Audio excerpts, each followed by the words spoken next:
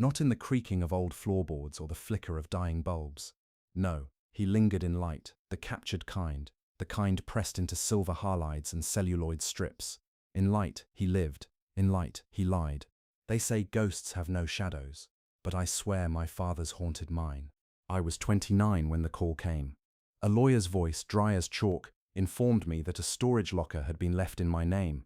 Lucian Gray, internationally acclaimed war photographer and infamous paramour of half a generation, had finally died. A car crash on a mountain road in Morocco, or maybe Mali.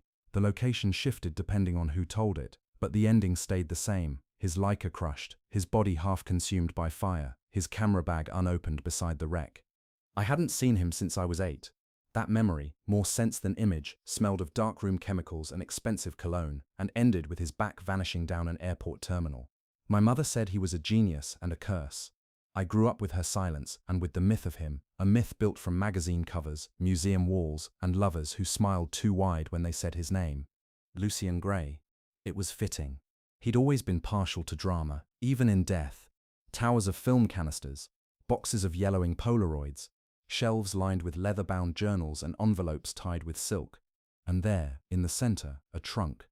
Heavy, brass-latched, branded with a single G. It looked like it had traveled continents and been dragged through hell. People said it the way you might say a country you've always wanted to visit, but know you never will.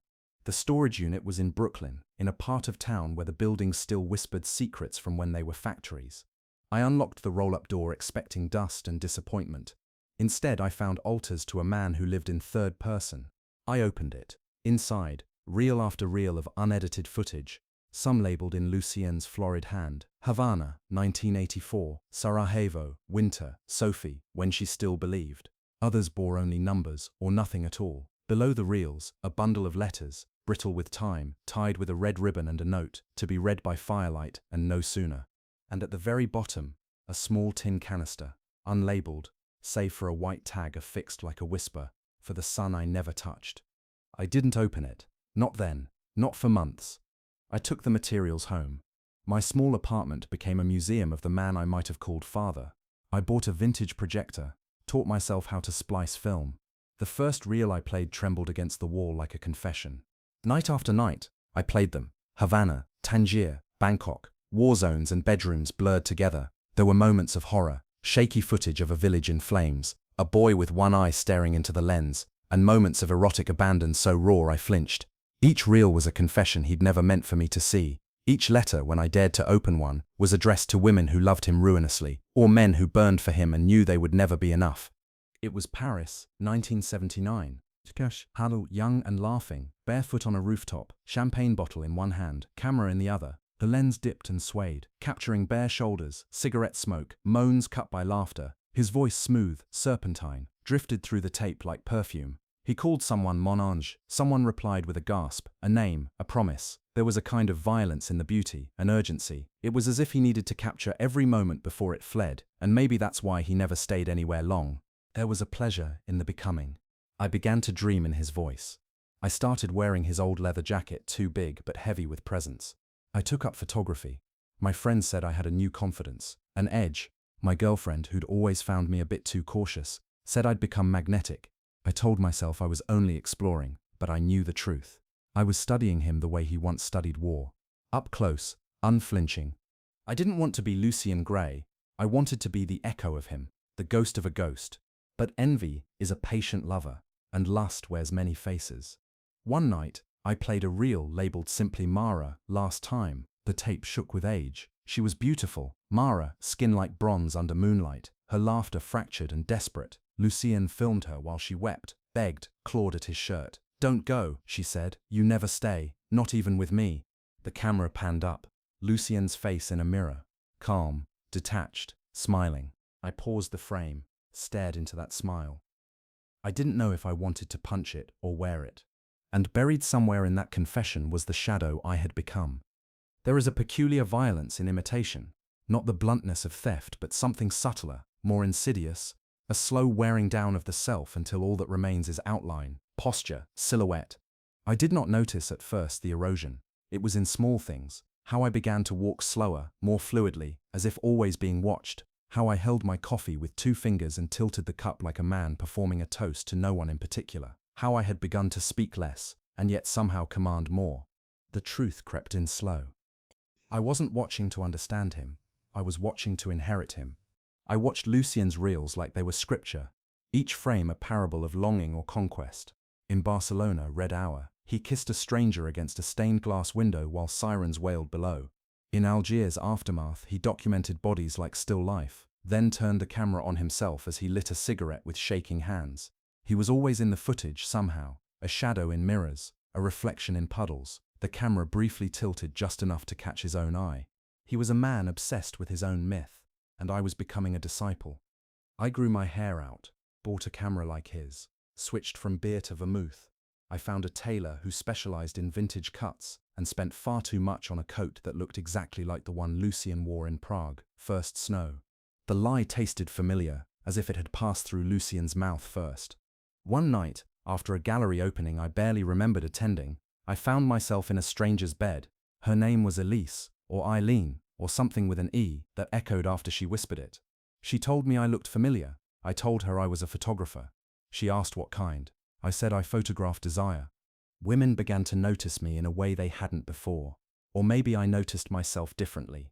There was a new gravity in how I moved through the world. I stopped apologizing before speaking. I learned to let silence do the work. She took off her shirt without breaking eye contact. The way she looked at me, like I was both invitation and threat, unlocked something in my chest.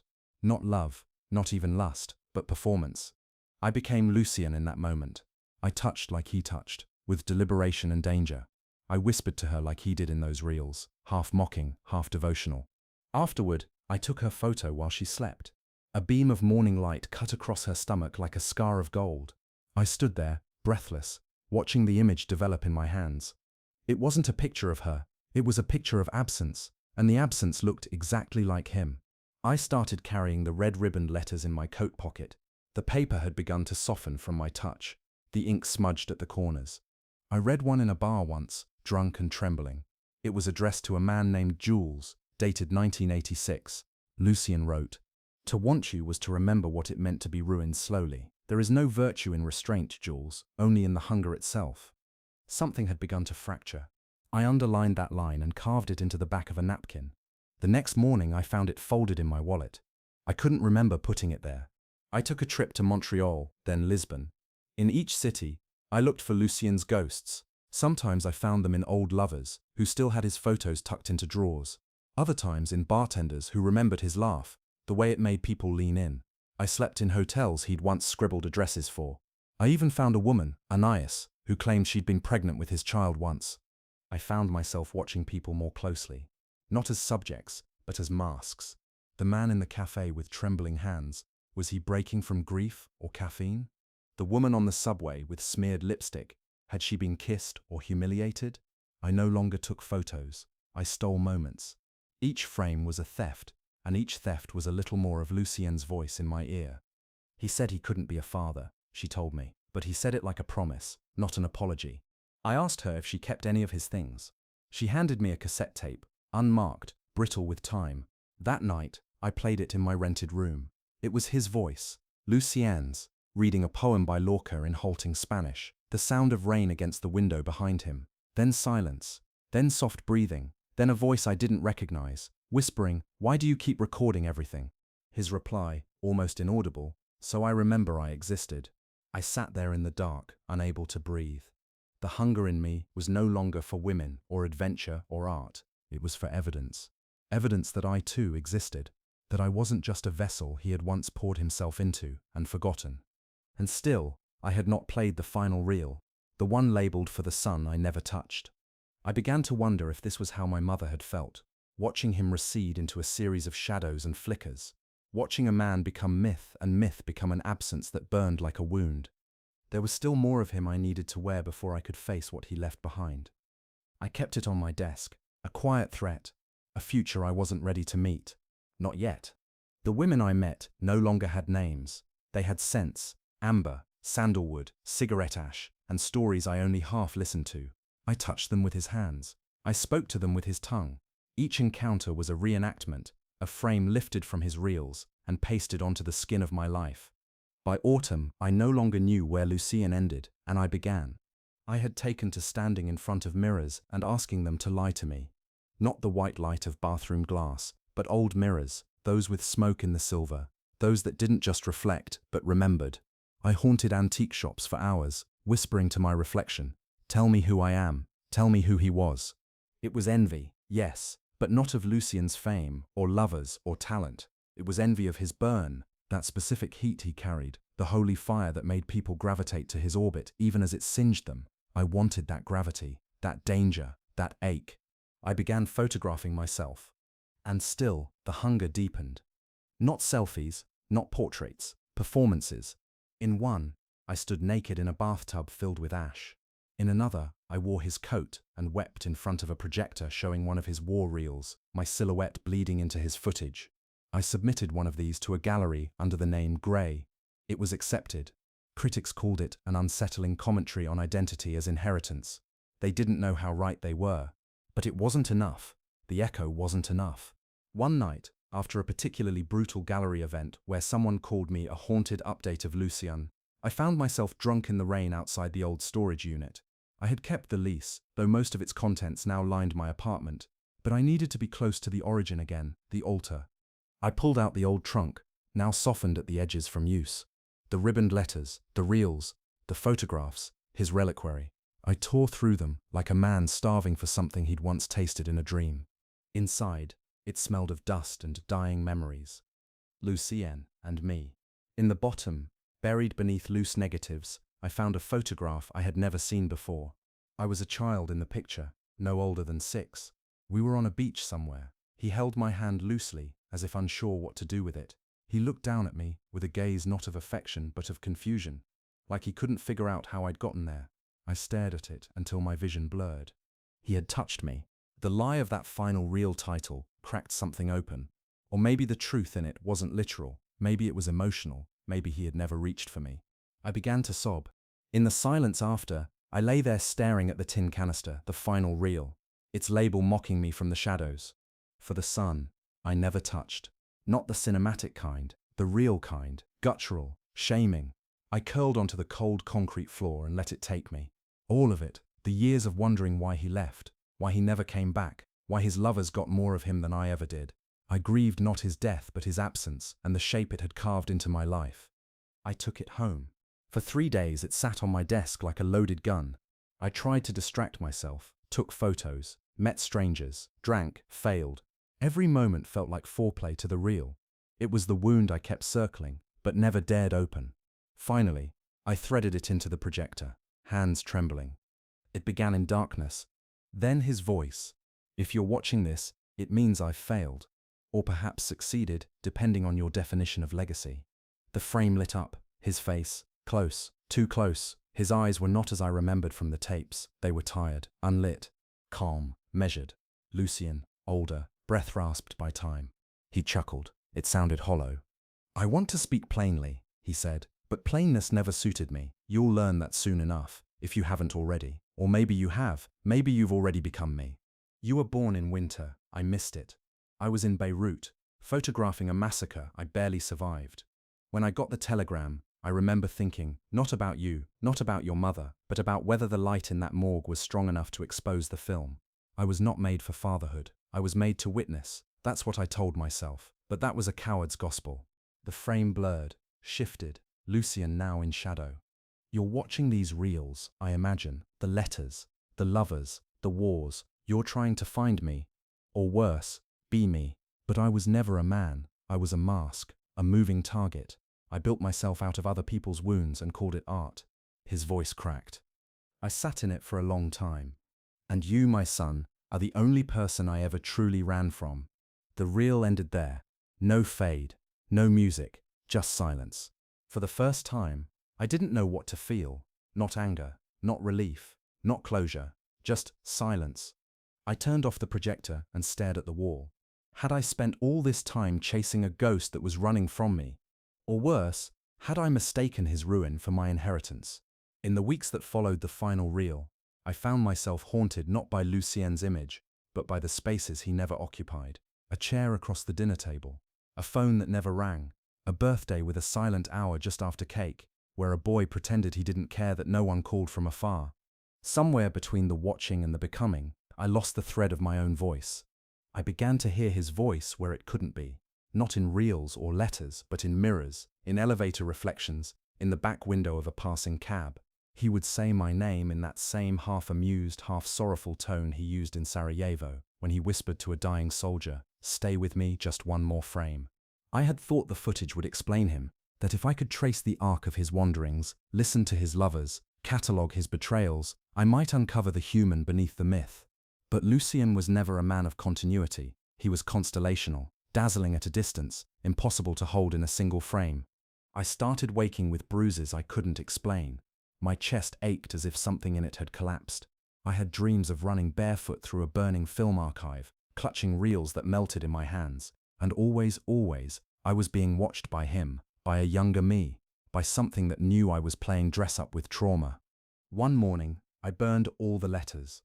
The fire curled them like dry leaves, turned erotic sighs and poetic apologies into ash. The ribbon fell last. It did not shriek, it disintegrated, like the last thread of a lie finally giving way. And yet, I kept the photographs. I stopped photographing people. I turned the lens inward, mirrors, chateaus, the blur between my mouth and his. I wasn't sure anymore who was watching whom. I took a trip to a monastery in Spain, where, according to an old letter, Lucien once spent a week in silence. The monks had no record of him, but one said he remembered an American with camera eyes. I wandered the stone corridors, waiting for the silence to do what the reels could not. But the silence was not redemptive. It was accusatory. Not the lovers, not the wars, but the fragments. A hand in a hotel doorway, a window streaked with blood and rain, Lucien's boot prints beside a child's forgotten toy. These were the only truths he left behind, the accidents of beauty that outlived intention. You are not him, it said, but you are not yourself either. Back in the city, I returned to the gallery where Lucien's final exhibit had once been displayed. The walls were empty now, awaiting a new collection. I stared at the blankness and imagined the photos. His lover's mid-moan, war-torn eyes, the silhouette of a man who could never stay. I left on the third day, afraid of what I might become if I stayed. And I had inherited that hunger. I had begun to understand. Lucien's art was not about what he saw. It was about what he refused to feel unless it was captured. He experienced life only when it became proof. If it didn't pass through his lens, it wasn't real. I couldn't cry unless I imagined someone watching. What kind of life is that? I couldn't touch someone unless I first imagined the frame it might leave behind. I called my mother. She didn't answer. I left a message. I told her I had seen him, that I finally understood, not forgave, just understood.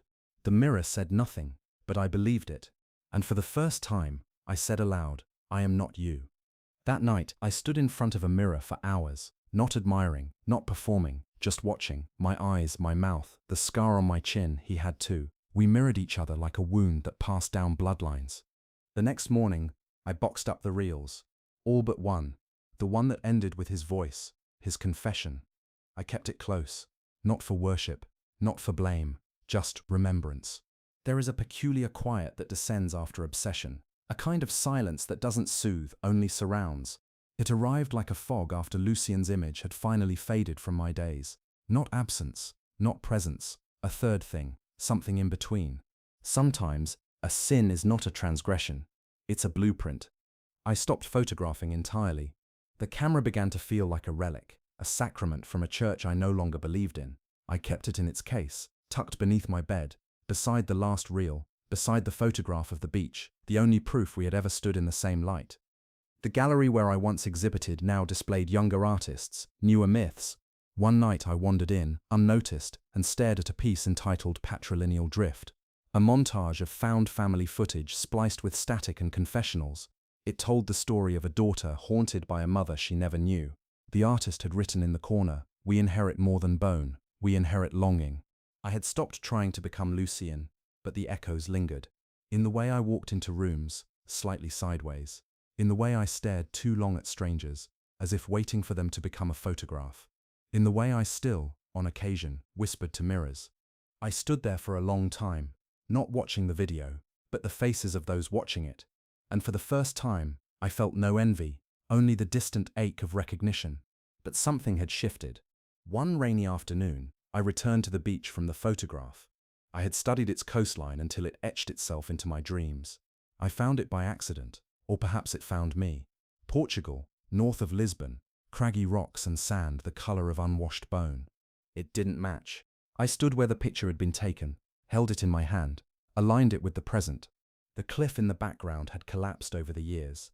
The tide line was higher, the beach was narrower, and yet there was the imprint of memory, faint but firm. I sat down in the wet sand and pressed my fingers into the earth. I imagined his hand over mine, or maybe I didn't have to imagine. Behind me, a man walked past with a child on his shoulders. They laughed about something small and profound. The child dropped a plastic shovel, and the man bent to retrieve it, brushing sand from the boy's hair.